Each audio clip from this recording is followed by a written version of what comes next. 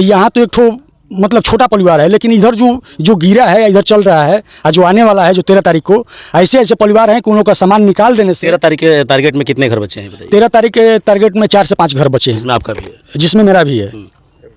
तो इस परिस्थिति में हम लोग कहाँ जाएं? हम लोग सरकार से यही बोलेंगे कि अगर आपको ज़मीन खाली कराना है तो हम लोगों को व्यवस्था करा दीजिए, आप अपना ज़मीन ले लीजिए, जो करना है करिए, और नहीं तो अगर उधर नहीं करा सकते हैं तो हम लोगों को यहाँ रहने के लिए मतलब कुछ व्यवस्था कीजिए कि मतलब हम लोग उसमें रह। इस पे क्या कहेंगे, दो लोगों के आपसी विवाद के चक्कर में ये सब ऐसा हुआ। जमीन कैसी है? ज़मीन एक खलिहान की है और थोड़ा गढ़ी का है, उसी में है। हम लोग तो चाहते थे कि भाई पुराना मकान हो गया है, 2-4-10 वर्ष तक ऐसे ही रहते, वो लोग जान गए हैं तो फिर दूसरे जगह बना लेते, वो तो ऐसे ही खाली हो जाता। लेकिन इन लोगों की क्या तेज़ी थी, क्या था कि ऐसे इतना तत्काल सब कराए। चलिए कि आज तो 4-5 घर बुलडोजर एक्शन को देखने को मिला, लेकिन अभी 6-7 घर जो कि टारगेट पे है सरकार के।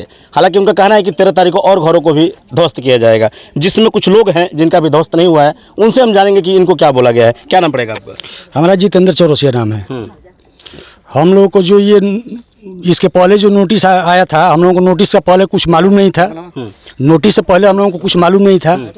हम लोग घर बना के बुजुर्गों का टाइम से यहाँ से रह रहे हैं, जिसे बाबा परदादा का टाइम से हम लोग यहाँ रह रहे हैं। नोटिस मिलने के बाद हम लोगों को जब मालूम हुआ तो इस परिस्थिति में हम लोग कहाँ जाएँ? नोटिस पर नोटिस मिलते गए हम लोगों को। हम लोगों के पास में इतना व्यवस्था पैसा नहीं है कि मतलब जाके हम लोग केस लड़ें। केस के लिए हम लोगों को सावधान नहीं था, तो इस पर हम लोग ये विचार किया कि हम लोग डायरेक्ट मुख्यमंत्री के पास में जाएं। तो हम लोग 3 आदमी मिल के मुख्यमंत्री के पास में गया। वहाँ पर अपना एक ठो प्रधान का डॉक्यूमेंट लिखवा के यहाँ से वहाँ तक प्रधान से लिखवाए थे। हाँ, लिखवा के वही चीज़ हम वहाँ पर जमा दिए कि मतलब कि हम लोग पिछड़ी जात से हैं और जो ये लोग है, ये लोग कमा के खाने वाला लोग है। ये लोग का मतलब कि एक ठो अगर घर टूट जाने से ये लोग बना नहीं पाएगा, ऐसा उसमें लिखा हुआ था। ऐसा हम लोगों का परिस्थिति है। उसके बाद वहाँ से जैसे कि वहाँ से जब हम लोग ये जमा करके चला आया, यहाँ पर आज नोटिस जैसे गाड़ी आया, गाड़ी आने के बाद हम लोगों को भी बोला गया है कि आप लोगों को 13 तारीख को हम लोग आएंगे, सामान खाली कर लीजिएगा। सब अब ऐसा तुम सामान खाली करने के लिए बोले हैं। सामान खाली का हम यहाँ पर नहीं था उस टाइम में, तो सामान खाली करने के लिए भैया जैसे बोल रहे हैं कि हाँ हम लोगों को बोला था बोले हैं, लेकिन हम लोग सामान लेके जाए कहाँ? देखिए एक तो सामान वहाँ रखा हुआ है, उनका घर नहीं है, दूसरा घर में ले जाकर रखें। दूसरा हम लोग कुछ रास्ता नहीं है, हम लोग बाल बच्चा है। अभी हमारा जो पर्सनल मामला है, अभी हम 1 महीना पहले अपना वाइफ को ICU से लेके निकले हैं कि जो कि हमारा ससुराल वाला लोग 2 से 2.5 लाख रुपया लगाए। हमारे पास में पैसा नहीं था और तब तक ये परिस्थिति आ गया। इस परिस्थिति में हम लोग कहाँ जाएगा? किसी से हम लोग बोलने जाता है, कुछ सुनवाई नहीं होता है।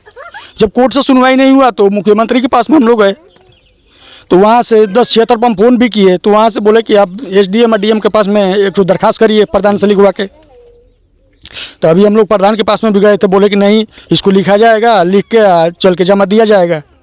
अभी क्या लग रहा है कि आपकी बातों से सरकार कितना पक्ष में आप लोग रहेगी, और क्या लग रहा है कि आप लोग घर बच पाएगा? अगर नहीं भी बचता है, चाहे बचाने के लिए आप क्या कुछ पहल उठाएंगे आप ये बताइए। हम लोग सरकार से तो लड़ नहीं पाएंगे, हम लोग गरीब आदमी हैं, लेकिन सरकार को ये देखना चाहिए कि जो आदमी का कहीं व्यवस्था नहीं है वो आदमी यहाँ से निकल के चला जाए। क्या हम लोग भारत का निवासी नहीं है जो दूसरा देश से आके भारत में रहता है? हम लोग भारत का होके यहाँ से चला जाए, इसके लिए कोई रास्ता नहीं है। गवर्नमेंट के बाद कोई ये नहीं है कि नहीं ये लोग गरीब आदमी कहाँ जाएगा? घर आप गिराते हैं गिराइए, लेकिन उसका व्यवस्था तो करिए कम से कम। वो लोग कहाँ जाएगा? बाल बच्चा है, किसी का 10 परिवार है, किसी का 5 परिवार है, वो लोग कहाँ जाएगा? आज हम लोगों का ऐसा परिस्थिति, एक लड़का लोग को फीस हम लोग नहीं दे पाता है। केस चल रहा था, इसके बावजूद भी, केस में जाने के बावजूद भी ये जो है कि ये परिस्थिति आ गया कि घर गिर गया। फिर 13 तारीख को फिर डेट दिया गया है कि 13 तारीख को हम लोग फिर आएगा। तो हम लोग इस परिस्थिति में क्या करें? हम तो यही बोलेंगे। क्या कहेंगे जिलाधिकारी महोदय को और जो कि क्षेत्र के जो कर्मचारी महोदय जो आए थे, और कहीं ना कहीं जो सूबे की सरकार है, उनसे क्या कहें? क्या मंशा आपकी है? हम लोगों का यही मंशा है, सबका यहाँ से जिसका भी नंबर है और जो यहाँ से ये घर गिर रहा है, जो गिरने वाला है, हम लोग यही चाहेंगे कि कम से कम हम लोगों को भी व्यवस्था कहीं किया जाए। अगर ये अगर ज़मीन आपको चाहिए तो हम लोगों को व्यवस्था करके वहाँ पर कर दीजिए, आप अपना ज़मीन ले लीजिए। और अगर आपको ज़मीन नहीं चाहिए तो फिर जो है कि हम लोगों को कम से कम जो है कि उसके आगे हम लोग कुछ गलत काम तो हम लोग करने वाला है नहीं, क्रिमिनल डकैत बदमाश तो हम लोग हैं नहीं। हम लोग यहाँ का भारत का निवासी है, गरीब आदमी है, तो हम लोग उसी घर को कम से कम अपना व्यवस्था करके उस घर को दे दिया जाए कि आप लोग इससे ज़्यादा कुछ मत करिए, और नहीं तो हम लोगों को कहीं व्यवस्था करा दीजिए अगर आपका ज़रूरत है तो। जैसे कि जो जोगी बाबा बोलते हैं कि गरीब आदमी पहले कॉलोनी बनाकर फिर तोड़ा जाए। हाँ, पहले जो है कि उनका व्यवस्था किया जाए, व्यवस्था करने के बाद उसका आधे बोला जाए कि आप इतना दिन में उस रूम में आप चला जाइएगा जहाँ बना हुआ है। और नहीं, अगर वहाँ पर कोई जगह नहीं है, अगर सरकार नहीं वो जगह के चाहता है तो उसी जगह पर उसको बोल दिया जाए कि इसके बाद आप कोई मतलब बढ़ने वाला काम सरकारी ज़मीन पर मत करिएगा, जो है उसी में रहिएगा। आपके क्षेत्र के विधायक उमाशंकर सिंह सदन हो या फिर इस तरह का जहाँ भी आवाज़ उठाना होता है अपने ग्रामीण क्षेत्रों के या फिर विधानसभा का, तो पूरा मुद्दा जिम्मेदारी से उठाते हैं। कई जगह नजर आए हैं, टीवी चैनल पे, पेपर में, मैगजीन में या फिर सोशल मीडिया पे। क्या उनसे भी कुछ आग्रह करेंगे? अभी बछईपुर में जो ध्वस्त हुए थे कुछ परिवार में, 6-7 परिवारों में, वहाँ पर जाकर उन्होंने आर्थिक मदद भी किया, और ऐसे मुद्दों को वो सदन में रखते हैं। तो क्या ऐसे जो पूरा प्रदेश में बहुत से हर गाँव में कुछ ऐसे लोग होंगे, उन लोगों को बचाने के लिए अपने क्षेत्र विधायक से कुछ कहना चाहेंगे? हाँ, पहले तो ये हम बोलना चाहेंगे कि ऐसा नेता हर जिला में दे या हर क्षेत्र में दे जो कि गरीबों के लिए हमेशा खड़ा रहते हैं। लेकिन हम लोगों का ये समस्या का समाधान नहीं हो जाता है कि मान लीजिए कि कुछ आर्थिक मदद कर दिया जाए। आर्थिक मदद कर देने से तो उससे हमें समस्या समाधान नहीं होगा। हम लोग यही रिक्वेस्ट करेंगे सर से, विधायक जी से अपना, कि हम लोगों को रहने का व्यवस्था किया जाए। मान लीजिए सर, हम लोगों को आए 1 लाख या 50,000 अगर आर्थिक मदद भी कर दिए हैं, वो भी जो करते हैं वो अच्छा है, लेकिन हम लोगों का जो परिस्थिति है वो आर्थिक मदद करने से समस्या का समाधान नहीं हो पाएगा। हम लोगों को या तो कहीं जगह चाहिए, और नहीं तो उसी घर का कोई रास्ता निकाल के हम लोगों को जो गिरने वाला है उसको रोका जाए, जो गिरा हुआ है वो लोग को व्यवस्था किया जाए। हम लोग यही चाहेंगे अपना विधायक जी से। ऐसा विधायक हर क्षेत्र में भगवान सबको दे। देखिए, मैंने विधायक समय भी इनकी जो विडम्बना है बता देना चाहता हूँ। इनकी मांग है कि विधायक जी जो आप नेक कार्य करें बहुत अच्छा है, लेकिन इस समस्या को उठाएं आप कि हर दूसरे तीसरे गांव में 10-5 परिवार इस तरह के ज़मीन पे लोग रह रहे हैं, उनका निवारण के लिए इस मुद्दे को, इस बात को उठाएं ताकि उनका भी घर बच पाए, या फिर कहीं ना कहीं उनको इस तरह का आर्थिक सरकार कोई व्यवस्था बनाए ताकि वो उन लोग का व्यवस्था कायम रहे। तमाम लोग हैं, मैं किससे बात करूँ। एक लोग और थे क्या? चाचा कहाँ चले गए वो?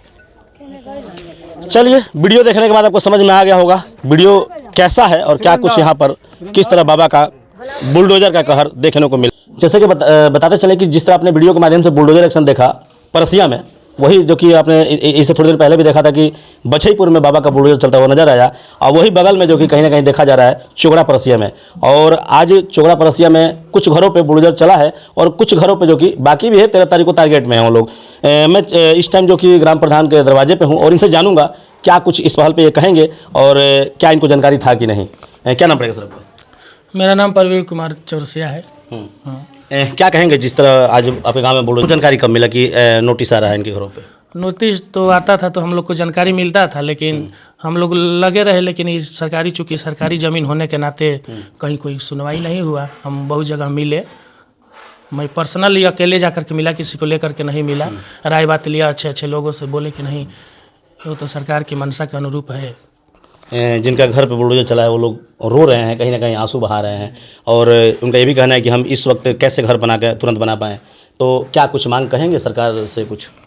मैं तो यही कहूँगा कि वो लोग इतने भी अच्छे नहीं, मतलब निर्धने गरीबी टाइप के लोग हैं। वो भी सरकार का अगर है तो जो व्यवस्था करना है वो करे।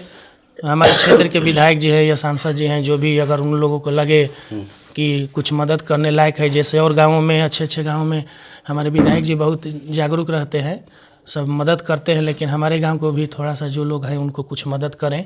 और जो 13 लोगों का भी सुनने में आ रहा है कि घर रह गया, जो 13 तारीख को गिराया जाएगा, उस पर क्या कहेंगे?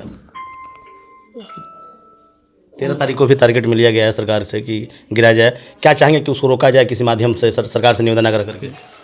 वो तो जो हुआ, जितना हो गया, जो बाकी है उन लोगों का भी ना, उनको समय दिया जाए कि वो अपना कहीं निवास या सरकार कुछ व्यवस्था करके तब उन लोगों का कुछ किया जाए, नहीं तो फिर वो कहाँ जाएंगे। वो तो जिन लोगों का 2-4 लोगों का हुआ, उन लोगों का तो हमको लग रहा है कि 1-2 लोगों को छोड़कर रहने का भी व्यवस्था है, लेकिन ये लोग जो हैं, इन लोगों का तो कहीं व्यवस्था भी नहीं है। है। मिलूंगा जल्द नेक्स्ट वीडियो में, जब तक के लिए बहुत बहुत धन्यवाद।